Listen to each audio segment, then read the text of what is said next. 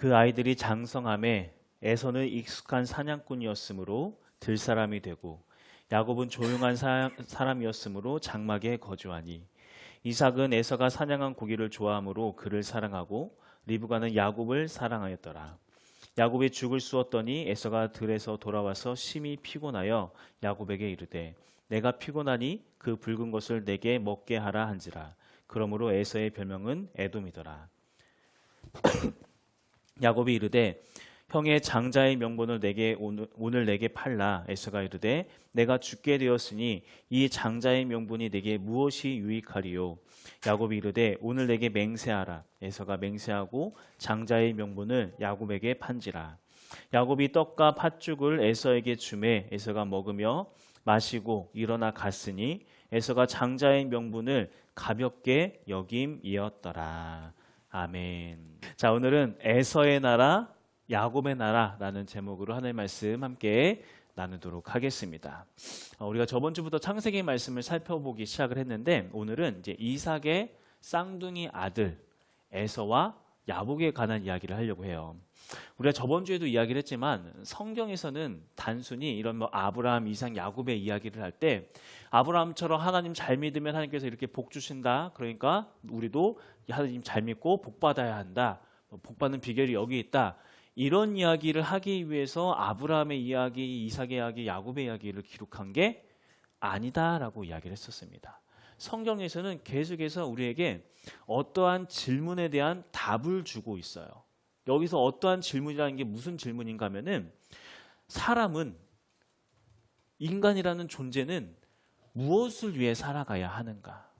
어떻게 살아가야 하는가라는 것에 대한 이 질문에 대한 답을 주기 위해서 아브라함의 이야기, 이삭의 이야기, 야곱의 이야기를 사용하고 있으며 더 나아가서 믿음의 주체이신, 우리의 믿음의 주체이신 예수님께서 이 예수 그리스도를 통하여서 우리의 삶이 어떻게 변화해 가야 하는 건지, 그 예수님께서 우리의 삶에 어떤 의미가 있는지를 말하기 위하여서 모든 성경이 다 기록되어졌다라고 하는 거.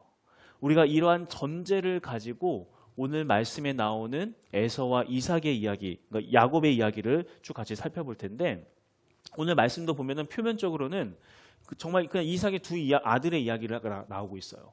에서는 이런 사람이었다. 야곱은 이런 사람이었다. 그런데 우리가 이 이야기를 통하여서 하나님께서는 이 두 아들의 이 삶과 그들의 모습을 통하여서 도대체 뭘 이야기하고 싶은 건지, 이러한 이들의 삶과 예수 그리스도와는 어떤 관계가 있는지에 대해서 우리가 집중적으로 좀 생각을 하면서 함께 말씀을 살펴보도록 하겠습니다. 자, 이제 본격적으로 말씀을 좀 보면은 먼저 우리 22절 말씀을 같이 볼까요? 22절. 25장 22절 말씀 같이 한번 읽어봅시다. 자, 시작. 그 아들들이 그의 태에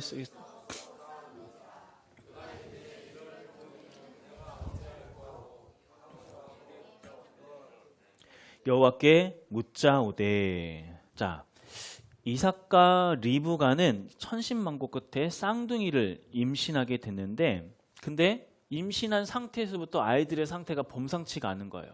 엄마 뱃속에서 무슨 일이 일어났다고 하고 있어요? 아이들이 싸웠대요. 쌍둥이가 뱃속에서 싸웠다. 우리 그 아이를 낳아보신 분들 어땠을 것 같아요? 상상이 되시나요? 최근에 이제 우리 출산을 하는 우리 그 효정 성도님 벌써 표정이 별로 안 좋아져요.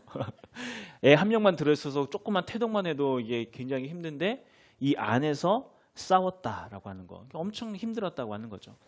그런데 우리가 이 두 아이의 싸움, 뱃속에서 일어나는 두 아이의 싸움을 단순히 아이들만의 싸움으로 봐서는 안 되는 게, 그 다음 구절을 보면은 하나님께서 이 두 아이의 싸움이 어떤 싸움이라고 이야기하시는 게 나오거든요. 우리 23절 말씀 한번 볼까요? 23절. 자, 시작. 여호와께서 그에게 이르시되 두 국민이 내 태중에 있구나. 두 민족이 내 복중에서부터 나누이리라. 이 족속이 저 족속보다 강하겠고 큰 자가 어린 자를 섬기리라 하셨더라. 자, 하나님께서는 리브가의 뱃속에 두 민족이 있다고 이야기해요. 두 민족, 두 나라가 있다. 이 말은 곧 이 두 아이가 태어나서 훗날 각각의 나라를, 각각의 민족을 이루어 갈 것이며 이 두 나라는 항상 분쟁하게 될 것이다라는 것을 말씀하고 있다고 하는 거예요. 즉, 지금 뱃속에 있는 아이들의 이 싸움은 나라와 나라의 싸움, 가치관과 가치관의 싸움이 될 것이다라고 말씀하고 있습니다. 그리고 이 싸움의 결과는 이미 정해졌다, 안 정해져 있다? 정해져 있다. 어떻게 될 거라고 하고 있어요? 큰 자가 어린 자를 섬기리라 하셨더라. 싸움의 결과도 이미 정해져 있다. 자, 그렇다면 이 리브가의 뱃속에서 나오는 이 아이들은 각각 어떠한 나라를 이루어 가게 될 것인가? 이제 본문 말씀을 봐서 자, 27절 말씀 볼게요. 27절 시작. 그 아이들이 장성함에 에서는 익숙한 사냥꾼이었으므로 들 사람이 되고 야곱은 조용한 사람이었으므로 장막에 거주하니. 자, 이삭과 리브가 사이에서 태어난 아들, 첫째 아들은 누구? 에서. 그리고 둘째는 야곱이었는데 27절에서 에서와 야곱에 대한 설명을 아주 간단하게 이야기하고 있어요. 에서는 어떤 사람이었대요? 뭐 하는 사람이었대요? 사냥꾼. 그런데 그냥 사냥꾼도 아니고 익숙한, 그러니까 유능한 사냥꾼이었다라고 하는 거예요. 그러니까 사냥꾼이라고 하는 것을 사냥꾼이라고 했다는 것으로 봐서 우리가 이제 상상하기로 에서는 조금 이제 남성적인 사람이 아니었을까. 뭐 이게 가슴에 털 팍 나와 있고 근육 쫙 하면 이제 물룩물룩 나와 있고 뭔가 굵직굵직하고 그랜나루 막 여기까지 막 내려가지고 묶고 다니는 거 아니고 아무튼 그런 뭔가 그냥 상남자 스타일의 그런 사람이 아니었을까라고 우리가 상상할 수 있을 것 같아요. 자, 반면에 야곱은 어떤 사람이라고 하고 있죠?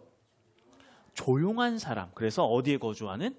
장막에 거주하는. 그러니까 뭔가 좀 이미지가 야곱은 뭔가 곱상하고 조용한 스타일에서 장막에서 엄마 옆에서 톡톡톡톡 엄마 당근 다 썰었어요. 톡톡톡 호박 더 썰까요? 막 이렇게 하는 엄마를 도와주는 그러한 역할을 하는 아들이 아니었을까라고 우리가 상상할 수 있을 것 같아요. 그런데 자, 이렇게 27절에서 에서와 야곱에 대해서 간단하게 설명하고 있지만 이 설명이 결코 간단하지가 않아요.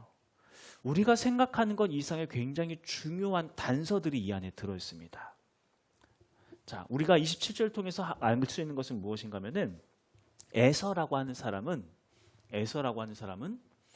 눈에 보이는 결과물과 성과를 가지고 자기의 존재감을 드러내는 사람이라고 하는 거예요. 그러니까 사냥꾼이라고 하는 사람이 직업이 그렇잖아요. 짐승을 잡아서 그것을 가지고 오는 결과물이 있어야 돼요. 눈에 보이는 성과가 있어야 그 사람 실력이 인정받고 그 사람이 사람들로부터 훌륭하다, 대단하다라는 칭찬을 들을 수 있어요. 자, 에서는 그 중에서도 익숙한, 그러니까 유능하고 실력 있고 능력 있고 그래서 수많은 사람들로부터 인정받는 사람이었다라고 하고 있죠. 자, 그런데 아무리 그렇게 좋은 결과를 내서 사람들로부터 인정을 받는다 하더라도 그 인정은 일회성이라고 하는 거예요. 그렇지 않나요? 오늘 막 멧돼지 엄청 큰 거 딱 잡았어요. 막 사람들이 오 대단합니다. 에서 훌륭합니다. 라고 했어요. 막 그러면서 사람들이 막 칭찬하니까 에서는 또 어때요? 어깨가 으쓱하겠죠. 자, 근데 그 큰 멧돼지를 잡은 거 가지고 사람들이 얼마나 에서에게 환호를 계속해서 보낼까요? 그 몇 년 전에 이루어놨던 그 성과 보면서 사람들이 계속 막 잘했습니다, 훌륭합니다 이런 이야기를 할까요? 그렇지 않죠. 에서는 유능한, 익숙한, 대단한, 인정받는 사냥꾼이 되기 위하여서 계속 전전긍긍하면서 또 다른 성과를 내는, 또 다른 뭔가를 이루어야만 하는 그러한 삶을 살아가고 있었다라고 하는 거예요. 늘 전전긍긍하면서 쉬지 않고 힘써 노력해야만 하는 그러한 에서의 삶. 이러한 에서의 삶을 생각했을 때 에서를 통해서 이루어질 나라는 이렇게 뭔가 눈에 보이는 성과가 있고 실력이 있고 그래야만 인정받을 수 있는 그런 나라이며 그런 나라에서 살아가는 이들은 늘 인정받는 사람이 되기 위해서 치열한 경쟁 속에서 오로지 땅의 그 소산물만 바라보면서 매일매일 성과를 내기 위해 살아가는 그런 삶을 살아가는 나라. 그게 바로 에서가 살아가는 나라의 모습이라고 하는 거예요. 자, 반면에 야곱은 어떤 사람이었는가? 자, 아까 27절에서 야곱을 어떤 사람이라고 이야기했죠? 조용한 사람이라고 이야기했죠. 그런데 우리가 이 조용한이라고 번역된 히브리어를 보면은 이게 왜 조용한이라고 번역되는가 좀 의아해져요. 여기서 사용된 조용한에서 사용된 단어가 뭐냐면은 히브리어로 탐이라고 하는 단어거든요. 탐. 근데 이 탐이 본래 어떤 뜻을 가지고 있냐면은 완전한, 옳은, 고결한, 성실한 이런 의미를 가지고 있어요. 이 탐이라는 단어가 이 성경의 다른 곳에서 어디서 쓰여 있는지를 보면 우리가 조금 더 그러니까 우리가 야곱에 대해서 가지고 있는 이미지를 좀 바꾸어지는 어떤 계기가 될 것 같은데 욥기 1장 1절 말씀 우리 화면으로 한번 볼게요. 욥기 1장 1절 말씀입니다.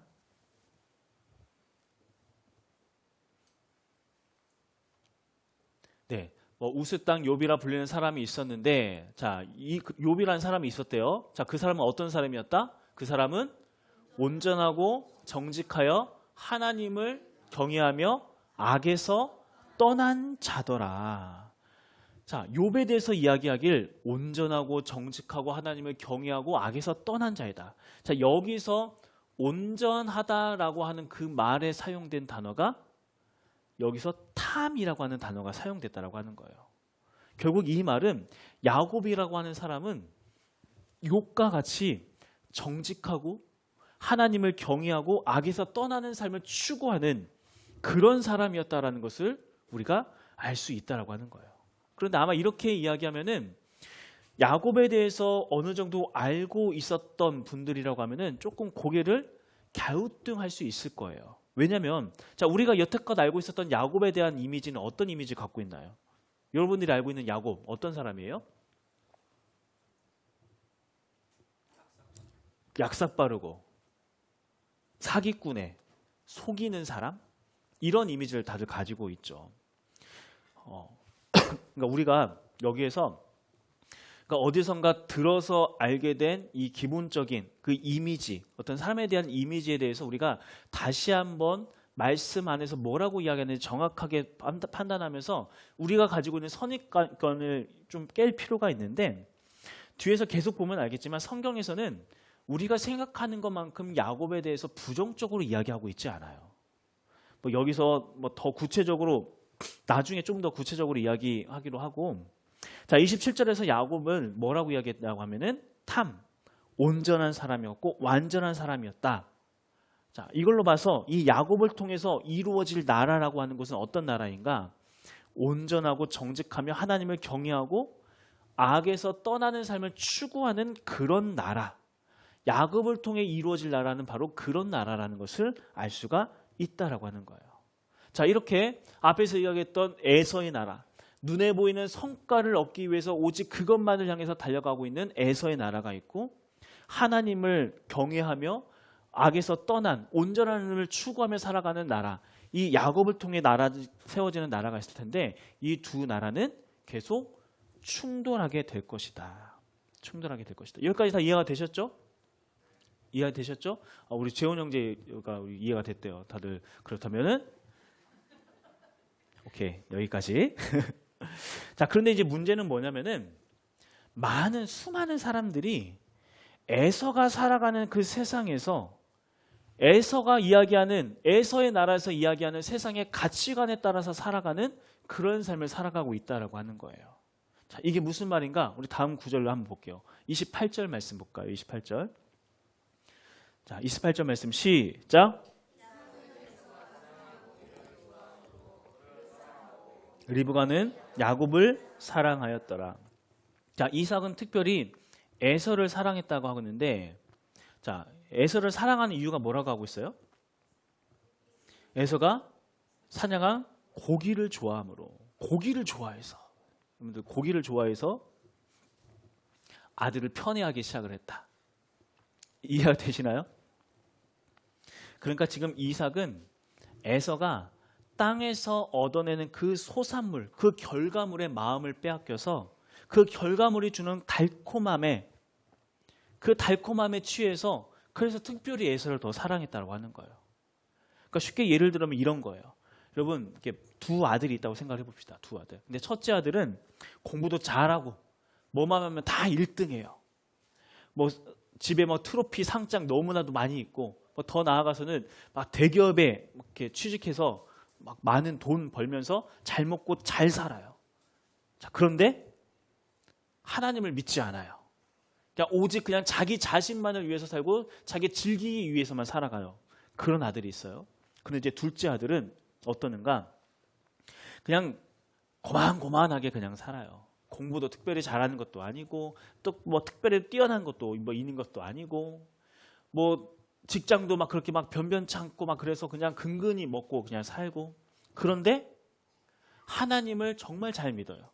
하나님을 정말 잘 섬기고 하나님을 사랑하는 마음으로 다른 이들에게 베풀며 살아가는 그런 삶을 살아가요.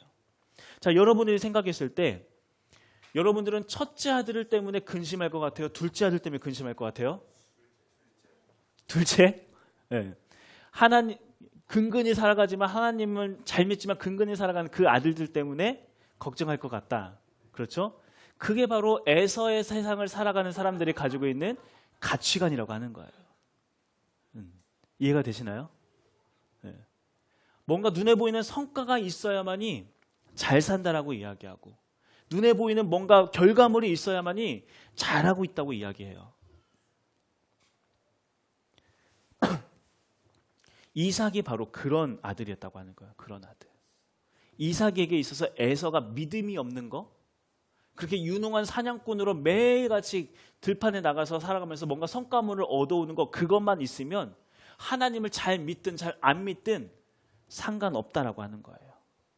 결국 이삭은 에서가 만들어낸 그 성과물에 취해서 에서가 사냥해온 그 사냥에서 얻어온 그 고기 맛에 취해서 마음을 빼앗겨서 내 아들이 내 자녀가 무엇을 위해 살아가야 하는지 어떻게 살아가야 하는지 전혀 관심 갖지 않고 그냥 그렇게만 살아가라. 그냥 그렇게 나에게 맛있는 고기만 잘 공급하면 된다. 그러면 잘 사는 인생이다. 이렇게 이야기하고 있었다라고 하는 거예요. 그리고 그런 아버지 이삭 밑에서 자라난 에서에게 큰 결격 사유가 생기게 됩니다. 29절 30절 말씀 한번 읽어봅시다. 29절 30절 시작. 야곱이 죽을 쑤었더니 야곱에게 이르되 내가 피곤하니 그 붉은 것을 내가 먹게 하라 한지라. 그러므로 에서의 별명은 에돔이더라. 자, 이날도 에서는 자기 자신을 증명해내기 위해서 뭔가 그 땅의 결과물을 내기 위해서 열심히 산과 들로 헤매고 다녔던 것 같아요. 그러다가 완전히 지친 상태로 돌아왔습니다. 자, 그렇게 집에 돌아왔는데 마침 야곱이 죽을 쑤었다고 하고 있어요. 에서 마침 잘됐다 싶어가지고 이제 야곱에게 이야기하죠. 죽 한 그릇만 다 줘라. 그랬더니 야곱이 그냥 주지 않고 뭘 요구해요? 31절 말씀 보니까 야곱이 이르되 형의 장자의 명분을 오늘 내게 팔아라. 야곱은 장자의 명분을 자기에 팔라고 이야기를 합니다. 여기서 말하는 장자의 명분이라는 건 뭘 이야기하는 걸까요? 창세기 12장에 보면은 하나님께서 아브라함과 맺으셨던 언약이 있어요. 내가 너로 큰 민족을 이루겠다. 너희 자손을 통하여서 내가 나의 나라를 만들어 갈 것이다. 이렇게 맺어진 하나님과 아브라함의 이 언약은 장자를 통하여서 계속해서 계승되어지게 되어 있어요. 즉 장자의 명분을 소유했다라고 하는 것은 하나님과 아브라함 같이 맺었던 그 언약의 계보를 이어받아서 하나님의 나라를 만들어가고 하나님의 나라의 가치관을 따라서 살아가는 그런 삶을 살아가겠다는 것을 의미한다라고 하는 거예요. 그런데 이러한 장자의 명분이 적어도 에서에게 있어서는 전혀 의미가 없는 거예요. 왜 그럴까요?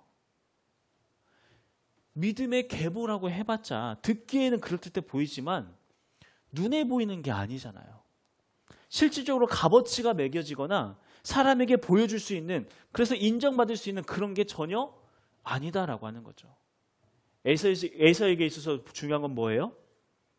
눈에 보이는 거, 눈에 보이는 결과물, 자기 자신을 증명해 줄 성과, 통장에 쌓이는 돈, 명예, 직업, 집, 차, 이런 건데 그런 에서에게 있어서 하나님의 나라, 믿음, 의로움, 정의, 공의, 과연 이게 가치 있어 보일까요? 전혀 그렇지 않죠. 에서에게 있어서 장자의 명분은 전혀 메리트 있는 것이 아니었어요. 그래서 어떻게 했다고요? 죽 한 그릇에, 지금 당장에 그 허기진 배를 채울 수 있는 죽 한 그릇에 기꺼이 장자의 명분을 팔아버렸다라고 하는 거예요. 우리 33절 34절 말씀 읽어볼까요? 시작. 야곱이 이르되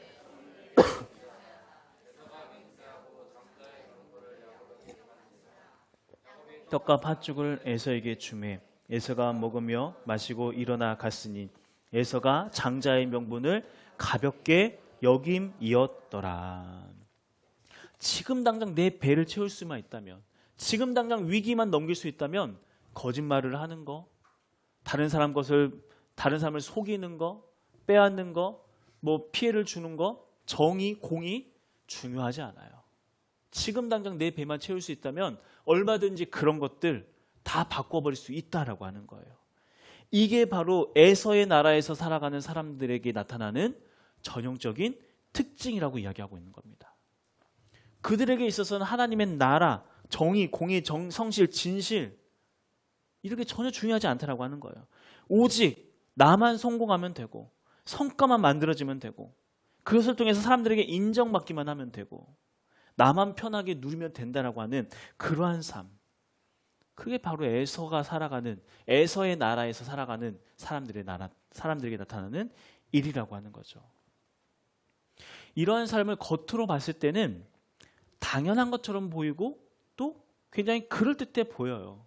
그렇지 않나요? 우리도 방금 막 그렇게 바로 이야기 딱 나오잖아요. 자, 첫째 아들, 둘째 아들. 첫째 아들은 돈 잘 벌고 뭐 하는데 하나님만 안 믿어요. 근데 둘째 아들은 그냥 근근히 살아가는데 하나님을 너무나도 잘 믿고 너무나도 신실하게 살아가요. 누가 더 걱정된다고요? 둘째가 더 걱정돼요. 하나님을 믿지만 세상에서 인정받지 못하는 그 아들이 더 걱정되는 게, 그게 우리들의 마음이라고 하는 거예요. 에서의 나라에서 살아가고 있는 우리들의 마음. 하지만 그런 나라, 그런 가치관을 가지고 살아가는 이들은 늘 어떤 삶을 살아가게 되는가? 우리 29절 말씀을 다시 한번 볼까요? 29절. 야곱이 죽을 쑤었더니 에서가 들에서 돌아와 심히 어떤 상태였다? 피곤한 상태였다. 피곤한 상태. 그러니까 일하고 왔으니 당연히 피곤하겠지라고 생각할 수 있겠지만, 이러한 피곤한 삶이 에서의 나라에서 살아가는 사람들의 전형적인 특징이라고 하는 거예요. 단순히 육신의 피곤함만을 이야기하는 것이 아니라 이 사람들은 늘 뭔가 쫓아오는 사람도 없는데 늘 내가 어디선가 쫓겨가는 듯한 그런 삶을 살아가요. 뭔가를 갖고 있고 뭔가를 얻어냈음에도 불구하고 그 다음 또 뭔가를 얻어내야 하기 때문에, 더 많은 것을 갖춰야 하기 때문에 거기에서 오는 압박감으로 또 살아간다고 하는 거예요. 혹여라도 뒤처질까 봐, 혹여라도 도태될까 봐 늘 전전긍긍하면서 살아가는 그러한 삶, 그러한 삶을 살아가다 보니까 하나님 나라에 대해서는 점점 더 관심이 없어지죠. 하나님의 의, 정의, 공의, 사랑, 이런 건 얼마든지 기꺼이 팥죽 한 그릇에 바꿔 먹을 수 있는 그러한 가치, 그 정도밖에 안 된다고 하는 거예요. 하지만 야곱의 나라에서 살아가는 사람들의 삶은 어떠한가? 야곱의 나라에서 살아가는 사람들에게 있어서는 눈에 보이는 것, 그게 중요하지 않아요. 그들에게 있어서 중요한 것은 눈에 보이지 않지만 가치 있는 것을 위해서 살아가는 사람들입니다. 자, 아까 27절에서 야곱은 조용한 사람이었으므로 장막에 거주하니라고 하고 있죠. 자, 장막에 거주했다. 여기서 이 장막이 히브리어로 오헬이라는 단어를 사용했어요. 오헬. 그런데 이 단어의 어근이 되는 단어가 뭐냐면은 아할이라고 하는 단어거든요. 오헬 그리고 뭐다? 아할이라는 단어가 어근이에요. 근데 이 아할이라는 단어의 뜻은 뭐냐면은 밝다, 빛나다라는 의미를 가지고 있습니다. 여러분 좀 의아하지 않나요? 밝다, 빛나다를 의미하는 이 아할이 왜 장막을 의미하는 요헬이 되었는가? 어떤 연관성이 있죠? 어떤 연관성이 있을까요? 왜 장막이라는 단어가 빛나다, 밝다라는 이 말에서 나오게 된 걸까요? 이유는 이렇습니다. 뭐 사막이나 인가가 없는 그 황량한 곳에서 빛이 새어나오는 장막이 세워져 있으면은 그곳에 오가는 여행자들이 누구나 그곳에 들러서 거기서 물을 마시고 음식을 대접받으면서 갈증과 굶주림을 해결하고 쉼의 시간을 얻게 돼요. 그게 바로 장막이라는 곳이라고 하는 거죠. 즉 천막이라고 하고 있는 이 장막이라고 하는 이 오엘이라고 하는 이 단어는 어두운 사막 가운데서 빛을 비춤으로써 그 가운데 목마르고 굶주린 자들을 불러 모으고 이곳에서는 누구라도 와서 먹고 마시고 쉼을 얻을 수 있는 곳, 그게 바로 장막의 의미라고 하는 거예요. 야곱은 바로 그러한 장막에 거하는 사람이었다. 다른 누군가에게 쉼을 제공하는 그런 사람이었다라고 이야기하고 있는 거예요. 자, 그런데 여러분 방금 우리가 했던 이 말, 빛을 비춤으로써 목마르고 굶주린 자들을 불러 모아서 쉼을 제공하는 곳. 자, 이 말을 들었을 때 생각나는 어떤 존재가 있지 않나요? 교회, 그리고 예수 그리스도. 우리 말씀 한번 찾아봅시다. 마태복음 11장 28절에서 30절까지 말씀이에요. 마태복음 11장 28절에서 30절까지 말씀 읽어봅시다. 시작. 수고하고 무거운 짐진 자들아 다 내게로 오라. 내가 너희를 쉬게 하리라. 나는 마음이 온유하고 겸손하니 나의 멍에를 메고 내게 배우라. 그리하면 너희 마음이 쉼을 얻으리니 이는 내 멍에는 쉽고 내 짐은 가벼움이라 하시니라. 아멘. 우리의 오헬, 우리의 장막 되시는 예수님께서 에서의 나라에서 살아가고 있는 이들을 향하여서 말씀하고 계시는 거예요. 수고하고 무거운 짐진 자들아 다 내게로 오라. 내가 너희를 쉬게 만들게. 언제까지나 그 치열한 경쟁 속에서 뭔가 성과를 내기 위하여서 지금 당장 먹고 살 그 일을 걱정하면서 전전긍긍하며 살아가는 이 에서의 나라에서 살아가고 있는 모든 자들아 내게로 오라. 내가 너희를 쉬게 하리라. 나는 마음이 온유하고 겸손하니 나의 멍에를 메고 내게 배우라. 그리하면 마음의 쉼을 얻게 될 것이다. 이는 내 멍에는 쉽고 내 짐은 가벼웁니다.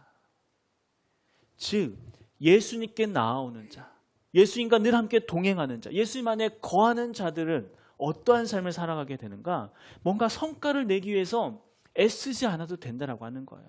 자기 배를 채우기 위해서 누군가의 생명을 빼앗는 그런 일을 더 이상 하지 않아도 된다라고 하는 거예요.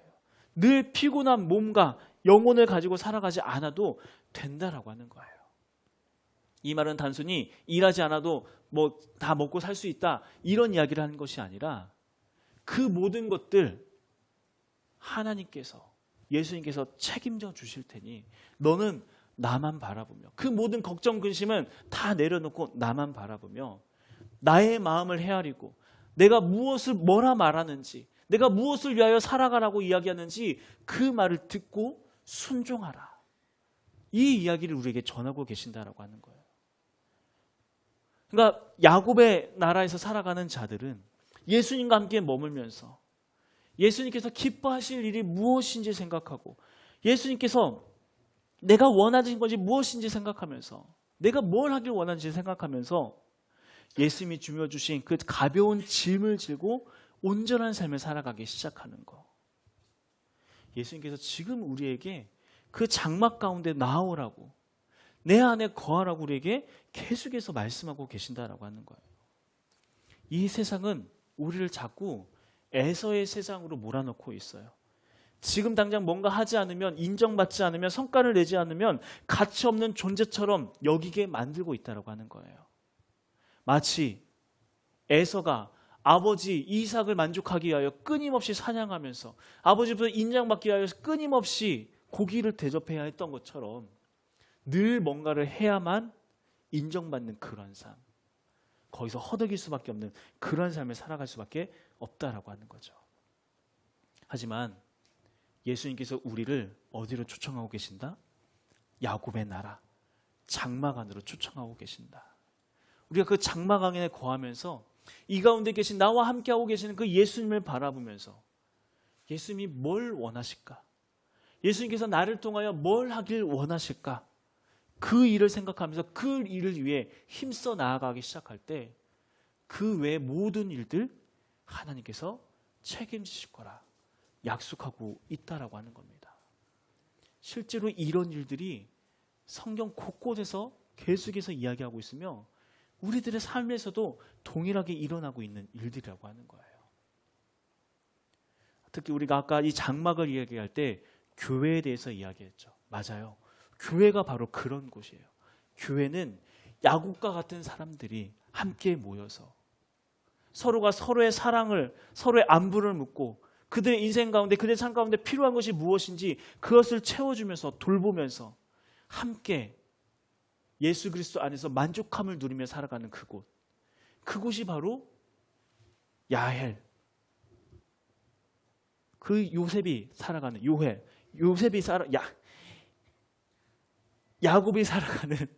야곱이 살아가는 그러한 장막이라고 하는 겁니다. 하나님께서 우리를 이곳 가운데 불러주셨잖아요. 그 예수 그리스도와 함께하고 있는 이 장막 가운데 우리를 부르셨어요. 우리가 이곳에서 해야 할 일은 여전히 붙들고 있는 나의 욕심과 여전히 붙들고 있는 나의 이 부담감과 세상을 향한 두려움 다 내려놓고 우리에게 쉼을 제공하시며 우리에게 하나님의 나라를 회복하게 하시는 그 예수 그리스도의 말씀을 붙잡고 다시 하나님 나라의 가치관을 붙들고 살아가기 시작해야 한다고 하는 거예요. 거기서부터 하나님의 능력이 나타나기 시작할 것입니다. 우리가 다시 한번 에서의 나라에 살면서 당연히 이렇게 살아가는 것이 당연하다라고 여기면서 또 다른 누군가에게 에서의 삶을 강요하면서 성과를 내야지, 뭔가를 더 이루어야지, 이걸 요구하는 그런 에서의 삶, 이삭의 삶이 아니라 이제는 야곱과 같이 장막에 거하면서 나그네를 대접하고 그 거칠은 세상 속에서 힘들고 지쳐있는 이들을 대접함으로써 그들에게 쉼을 제공하면서 진정한 하나님의 나라를 전해나갈 수 있는 그런 우리 모든 성도, 그런 우리 포도원 교회 될 수 있길 간절히 소망합니다.